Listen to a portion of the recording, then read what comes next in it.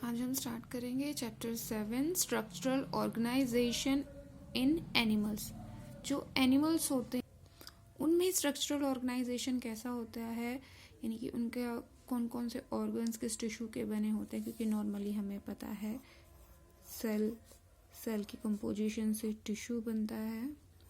Similar types of cell एक साथ मिलकर टिश्यू बनाते हैं जो कोई ना कोई एक पर्टिकुलर फंक्शन परफॉर्म करते हैं। टिश्यू से ऑर्गन, ऑर्गन से ऑर्गन सिस्टम, और ऑर्गन सिस्टम से बनता है ऑर्गेनिज्म। तो हम इस चैप्टर पढ़ेंगे स्ट्रक्चरल ऑर्गेनाइजेशन इन एनिमल्स की एनिमल्स के अंदर जो डिफरेंट ऑर्गेनाइजेशन होता है। फर्स्ट ऑफ ऑल जो एनिमल्स होते हैं वो मल्टी सेलुलर कैटेगरी में आते हैं ज़्यादातर, और जो मल्टी सेलुलर एनिमल्स होते हैं उनके पास क्या होता है, a group of similar sales along with intercellular substances. उन सेल्स के अंदर जो कि एक पर्टिकुलर फंक्शन परफॉर्म करती हैं, इस तरह के ऑर्गेनाइजेशन को हम बुलाते हैं टिश्यू। अब जो एनिमल है उनके अंदर एक टाइप के टिश्यूज तो होते नहीं है, there are different types of tissues. और ये जो टिश्यूज हैं इनका स्ट्रक्चर अलग होता है, इनका फंक्शन अलग होता है। इन टिश्यूज के स्ट्रक्चर और फंक्शन अलग होते हैं। तो इस चैप्टर में हम यही पढ़ेंगे कि कौन कौन से स्ट्रक्चर और कौन कौन से फंक्शन होते हैं। तो बेसिकली अगर हम बात कर रहे हैं एनिमल टिश्यू की, तो अगर हम एनिमल टिश्यू में देखें स्ट्रक्चर और फंक्शन के बिहाफ पर, जो एनिमल टिश्यू होता है, एनिमल टिश्यू ये हैं आपके 4 टाइप के, epithelial, muscular, connective and nervous tissue. सबसे पहले अगर हम बात करें एपिथेलियल टिश्यू के बारे में, तो जो एपिथेलियल टिश्यू हैं ये 2 टाइप्स के होते हैं, सिंपल और कंपाउंड। और फिर ये फर्दर क्लासीफाई होते हैं on the behalf of their structure and function. Same muscular tissue 3 types के हैं, अनस्टेटेड, स्टेटेड और cardiac tissue. Connective tissue proper function के बिहाफ पे, स्केलेटल के बिहाफ पे, फ्लूइड के बिहाफ पे, ये भी अलग अलग टाइप के हैं। और लास्ट में आते हैं नर्वस टिश्यू। तो इस चैप्टर में हम इन चारों टिश्यूज के बारे में 1 बाय 1 बात करेंगे। सबसे पहले हम पढ़ेंगे एपिथेलियल टिश्यू के बारे में कि एपिथेलियल टिश्यू क्या होते हैं, क्या इनका फंक्शन है, किस तरह का इनका स्ट्रक्चर होता है। तो जो एपिथेलियल टिश्यू होते हैं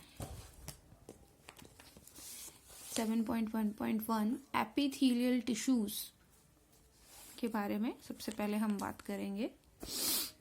एपिथेलियल टिश्यूज की अगर हम बात करें तो कोई भी टिश्यू है, हमें पता है सिमिलर टाइप्स ऑफ सेल जब जुड़ती हैं तब बनता है।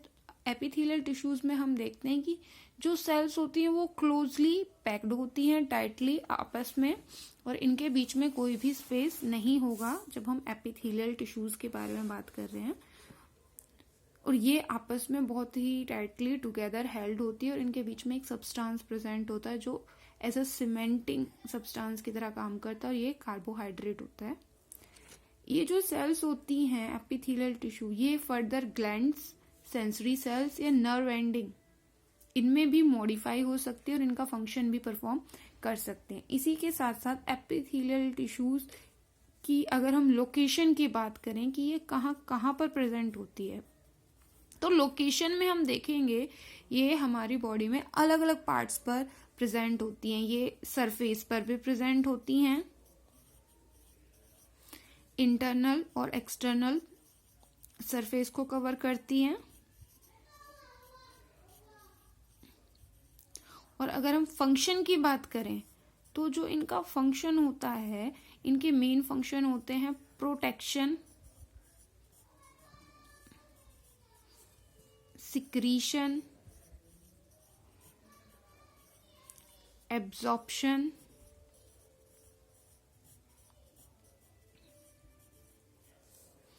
Excretion, exchange of ion, and इसमें हम डिफ्यूजन भी काउंट कर सकते हैं। 1 बाय 1 हम पढ़ेंगे कि कहाँ पर क्या होता है। तो ये कुछ फंक्शन हैं जो एपिथेलियल टिश्यूज में होते हैं। अब जो एपिथेलियल टिश्यूज हैं ये 2 टाइप के होते हैं, एक होता है सिंपल एपिथेलियल टिश्यू और दूसरे होते हैं कंपाउंड एपिथेलियल टिश्यू। अगर हम सिंपल एपिथेलियल टिश्यूज की बात करें तो जो सिंपल एपिथेलियल टिश्यूज हैं वो 1 लेयर थिक होंगे, जो ये सिंपल एपिथेलियल टिश्यूज होते हैं, इनके पास सिर्फ एक सिंगल लेयर होती है, वो पर्टिकुलर एक फंक्शन परफॉर्म करते हैं। और ये जो सिंगल लेयर होती है या तो ये लाइनिंग में मिलेगी बॉडी कैविटीज की, डक्ट्स और ट्यूब्स। कहाँ कहाँ पर मिलती है? बॉडी कैविटीज,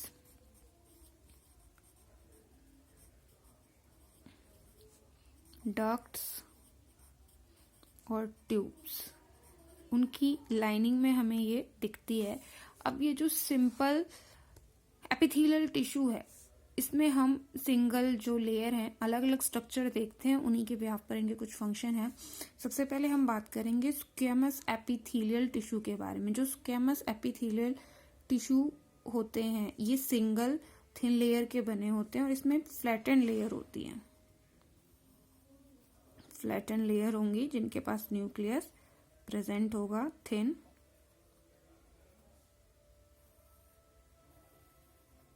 इस तरीके से। अब जो ये स्क्वेमस एपिथेलियल सेल्स होती हैं, ये कहाँ कहाँ पर मिलती हैं? ये मिलती हैं ब्लड वेसल्स, आर्टरीज और वेन्स। इसके अलावा जो एयर सैक होता है लंग्स में, वहां पर मिलती है।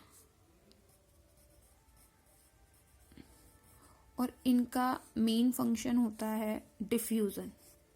फंक्शन क्या है? डिफ्यूजन।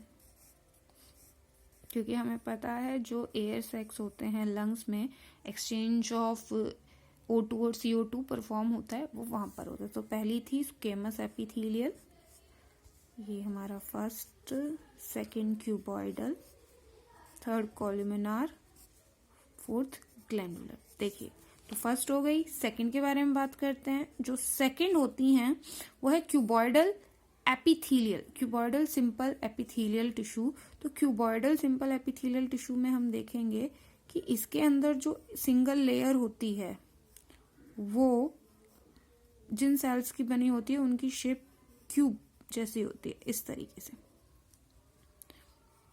बनी होंगी बहुत सारी। ऊपर अगर हम इनकी सरफेस को देखें तो ये सारी क्यूबॉइडल होती हैं और इन सबके पास न्यूक्लियस प्रेजेंट होता है, क्यूबॉइडल एपिथेलियल सेल्स। अब ये कहाँ कहाँ पर मिलती हैं?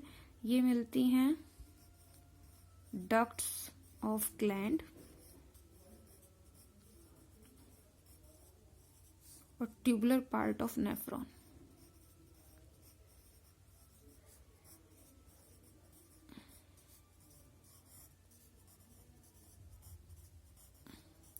यहाँ पर ये मिलती हैं, ducts of gland and tubular part of nephron में ये मिलती हैं। अब इनका मेन फंक्शन क्या होता है? इनका फंक्शन होता है secretion and absorption, secretion and absorption.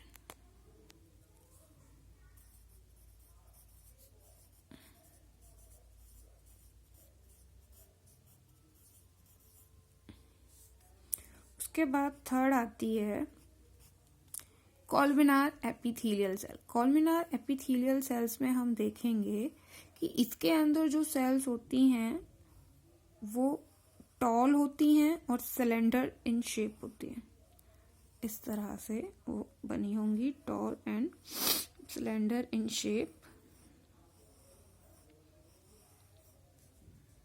इनके पास न्यूक्लियस होता है, जो इनका न्यूक्लियस होता है एक एंड पॉइंट या एजेस पे होगा, इस तरीके से।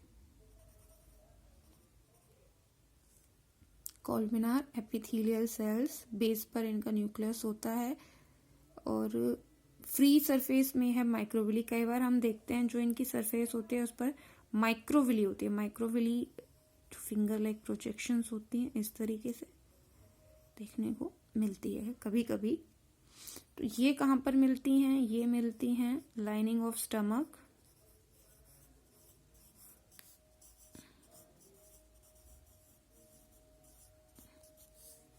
इंटेस्टाइन। और ये किस में मदद करती हैं या फिर इनका फंक्शन क्या है? इनका फंक्शन है सिक्रीशन एंड एब्जॉर्प्शन।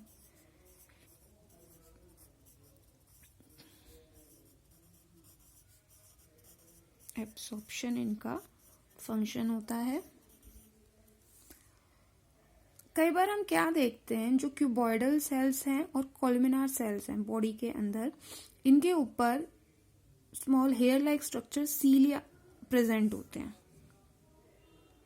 जैसे ये क्यूबॉइडल सेल्स हैं, इनके ऊपर hair like structure cilia present होंगे, या फिर कॉलमिनार सेल्स हैं, इनके ऊपर सीलिया प्रेजेंट हो सकते हैं। तब हम इन्हें बुलाते हैं ये सीलिएटेड एपिथेलियम। इन सीलिया का फंक्शन क्या होता है, ये यहाँ पर ये सीलिया, इनका पर्टिकुलर एक फंक्शन होता है। ये जैसे कोई भी सब्सटेंस है या फिर कुछ भी फॉर्म हो रहा है, उस चीज को एक डायरेक्शन में मूव करने में ये सीलिया मदद करते हैं। ये प्रेजेंट होते हैं होलो ऑर्गन्स में।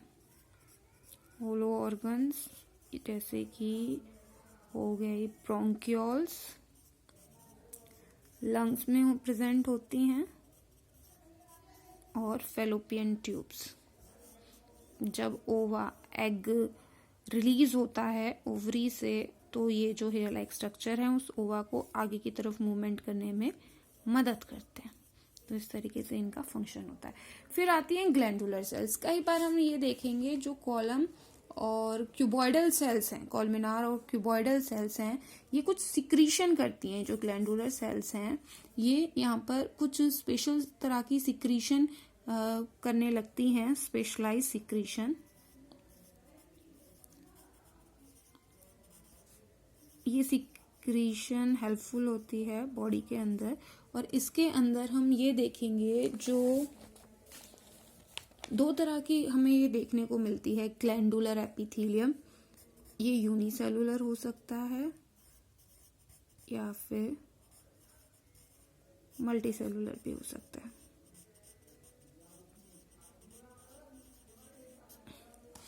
यूनिसेलुलर में हम देखेंगे ये है यूनिसेलुलर। ये गॉबलेट सेल्स जो स्टमक के अंदर मिलती हैं, और इनका फंक्शन होता है फॉर्मेशन ऑफ म्यूकस।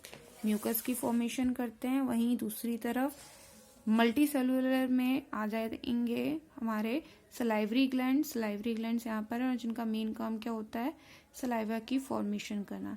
इसी के साथ साथ हमने ये भी देखा है कि मोड ऑफ सिक्रीशन में अगर हम देखें तो जो ग्लैंड्स हैं 2 टाइप्स की होती हैं। एक होती है एक्सोक्राइन ग्लैंड, एक होती है एंडोक्राइन ग्लैंड्स। ये डक्ट इनके पास होती है, ये डक्टलेस होती है। हार्मोन्स वगैरह की सिक्रीशन का काम एंडोक्राइन ग्लैंड्स करती हैं। Exocrine glands mucus, saliva, earwax, oil, milk, digestive enzyme, इन सब का सिक्रीशन करती हैं। इनके पास डक्ट्स होती हैं। मेन डिफरेंस यही होता है, इनके पास डक्ट्स नहीं होती है। इनकी सिक्रीशन डायरेक्ट टारगेटेड ऑर्गन्स के पास पहुंचती है थ्रू ब्लड। तो ये था हमारा सिंपल एपिथेलियल सेल्स। नेक्स्ट हम बात करेंगे कंपाउंड एपिथेलियल टिश्यू के बारे में। जो कंपाउंड एपिथेलियल टिश्यू हैं वो मैनी लेयर्स ऑफ सेल्स के बने होते हैं। यहाँ पर हम सिंगल लेयर देख रहे थे, जबकि इस वाले केस में हम देखेंगे कि बहुत सारी लेयर्स होती हैं। बुक में ये डायग्राम दिखाया हुआ है, ये देखिए नीचे जो है क्यूबॉइडल है, फिर फ्लेटेंट सेल्स हैं, इरेगुलर, इस तरह की जो हम सिंगल सेल्स अभी तक पढ़ रहे थे, बहुत सारी सेल्स एक साथ प्रेजेंट होती हैं। अब जो ये कंपाउंड एपिथेलियल टिश्यूज होते हैं ये 2 टाइप के होते हैं।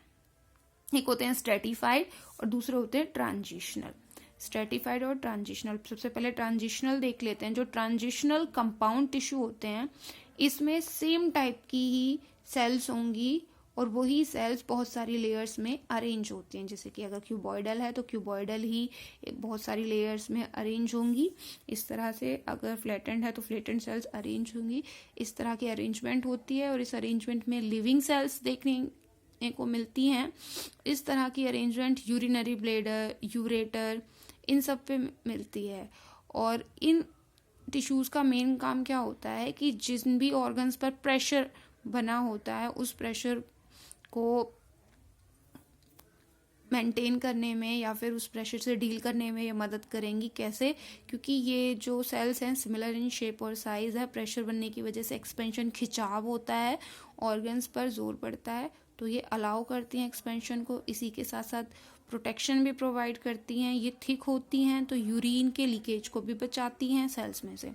नेक्स्ट आते हैं स्ट्रेटिफाइड। स्ट्रेटिफाइड जो वर्ड है इसमें हम देखेंगे कि बहुत सारी लेयर्स अरेंज होंगी, लेकिन सिमिलर टाइप्स की सेल्स नहीं होंगी, उसमें सिमिलर टाइप्स की लेयर्स नहीं होंगी, यहाँ मिक्स हो सकती हैं।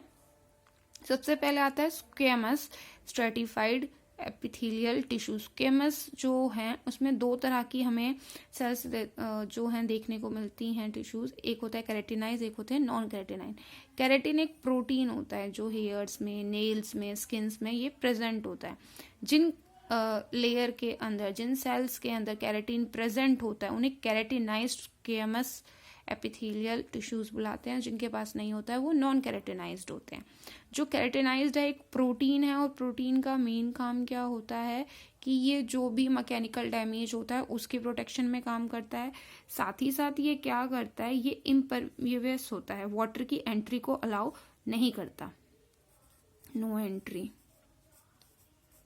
H2O की कोई एंट्री इसमें नहीं होती है। फिर है नॉन केरेटिनाइज्ड, ये इनके अपोजिट होते हैं। लिविंग सेल्स थी, ये डेड सेल्स हैं, इनके पास केरेटिन नहीं होता, ये भी टिश्यू को डैमेज से प्रोटेक्ट करते हैं।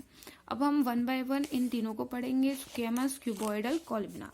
जो स्क्वेमस एपिथेलियल टिश्यूज होते हैं इसमें हम देखेंगे जो लेयर्स होती हैं, ज़्यादातर जो अपर लेयर होती है टिश्यू में उसमें हमें फ्लैटेंड सेल्स देखने को मिलेंगे इस तरीके से, रेगुलर फ्लैटेंड सेल्स, जैसे कि बुक में डायग्राम दे रखा है। अपर मोस्ट सेल्स जो होंगी वो फ्लैटेंड होंगी। डेलिकेट एरियाज जो होते हैं ये वहां पर मिलेंगे हमारी बॉडी में, और इनका मेन काम क्या होता है, प्रोटेक्शन और सीक्रीशन स्क्वेमस स्ट्रेटिफाइड सेल्स का। नेक्स्ट है stratified cuboidal cells. Stratified cuboidal cells में देखते हैं हम कि जो लेयर्स होती हैं वो क्यूबॉइडल सेल्स की बनी होती हैं इस तरीके से। कंटिन्यू, फर्स्ट, ये सेकंड, क्यूबॉइडल सेल्स। ये कहाँ पर मिलती हैं, ये मिलती हैं सलाइवरी, पैनक्रिएटिक और स्वेट डक्ट्स, ये जो डक्ट्स हैं उन पर मिलती हैं। और इनका मेन काम क्या होता है, protection against mechanical and chemical stress. इस तरह का कोई भी स्ट्रेस मिलता है तो उसके अगेंस्ट ये प्रोटेक्शन का काम करती हैं। उसके बाद आते हैं स्ट्रेटिफाइड कॉलमिनार सेल्स। स्ट्रेटिफाइड कॉलमिनार सेल्स में हम ये देखते हैं कि जो बेसिस हैं उसमें तो भले ही क्यूबॉइडल सेल्स प्रेजेंट होते हैं, लेकिन जो अपर मोस्ट लेयर्स होती हैं उनमें हम कॉलमिनार सेल्स देखेंगे।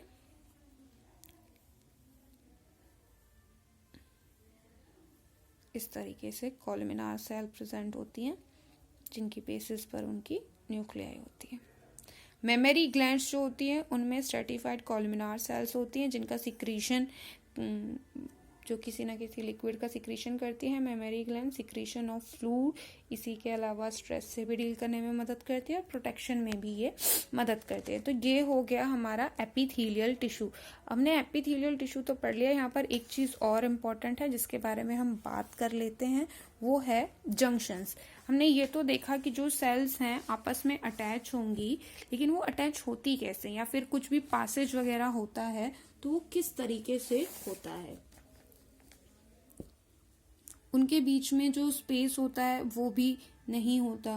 तो ये जो काम करते हैं जंक्शंस का होता है। जंक्शंस सेल्स को आपस में जोड़ते हैं, उनके बीच में कम्युनिकेशन कराने का काम जंक्शंस का होता है। तो यहाँ पर हम 3 तरह के जंक्शंस पढ़ते हैं। पहला है टाइट जंक्शन। जो टाइट जंक्शन होगा वो इस बात का ध्यान रखता है कि किसी भी तरह का लीकेज ना हो। 2 सेल्स आपस में टाइटली जुड़ी होती हैं और इस बात को केयरफुली ध्यान दें कि इनके बीच किसी भी सब्सटेंस का लीकेज ना हो, नो लीकेज। नेक्स्ट आते हैं अडहेरिंग जंक्शन। अडहेरिंग जंक्शन में हम देखेंगे जो 2 सेल्स है आपस में जुड़ी होती हैं बाय अ सीमेंटिंग सब्सटेंस, उन्हें जोड़ने का काम करता है, टुगेदर, सीमेंटिंग टुगेदर। इसमें कार्बोहाइड्रेट मदद करता है। लास्ट होता है गैप जंक्शन। गैप जंक्शन किस में मदद करता है, गैप जंक्शन कम्युनिकेशन में मदद करता है कि 2 सेल्स आपस में कम्युनिकेट कर पाती हैं और इसमें हेल्प करते हैं। इसके अंदर हम पढ़ेंगे डेस्मोसेरेस लाइसोसोम्स, इंटरसेलुलर ब्रिजेस और इंटरडिजिटेशन।